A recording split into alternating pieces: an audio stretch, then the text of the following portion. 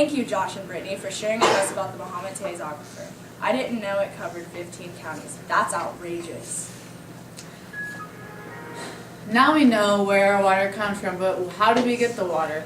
I understand the concept of turning on my faucet or sink or tub and it disappearing, but how exactly does it get to my faucet? Here's Charlie Cohen and Joe Sassman to explain how we get our water. Do you know how your water gets to you? If you live in the country, your water comes from a well, but if you live in town, your water comes from the water tower. There are 3 certain types of wells. They are called drilled, dug, and driven. Karen Irons, Environmental Health Director at Mason County. There are actually right now 4 different types of water wells, and basically it depends on what kind of geo formation, the type of rock formation that's in the ground, as the different types of water wells. Mason County, because it's very sandy, we can put in driven wells. Driven wells are very shallow. They're about 25 to 30 feet deep. Because we have the aquifer, people can access that water pretty easily, and that's why you can have a drilled well. But a bored well is a bigger, fatter type of well, and they actually bore the soil.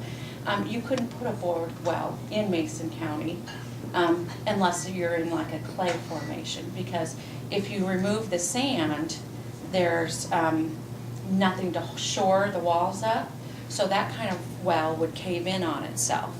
So the different types of wells we have are a driven well, which is a sandpoint well, a drilled well, a bored well. So it just depends on the soil type, the ground structure, excuse me, and then how deep you need to go to get to water. How much water do you get out of all this process? It depends, and it's actually going to depend on your pump and the capacity of the water well. Water is not used and the water is stored in the water tower. Manitou gets their water from the aquifer. When people get their water, they don't know how much they get because it depends on the pump size. Wells should be a minimum of 20 to 35 feet, best if they were 80 to 100 feet. This next picture shows the well drilling rig. It uses a drill bit to dig down to the underground water.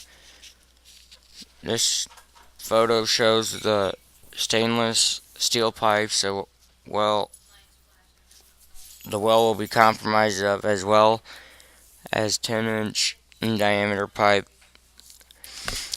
This shows what happens when you hit something like a rock. They have to pull the well completely, remove the rock, and place the well back and continue drilling.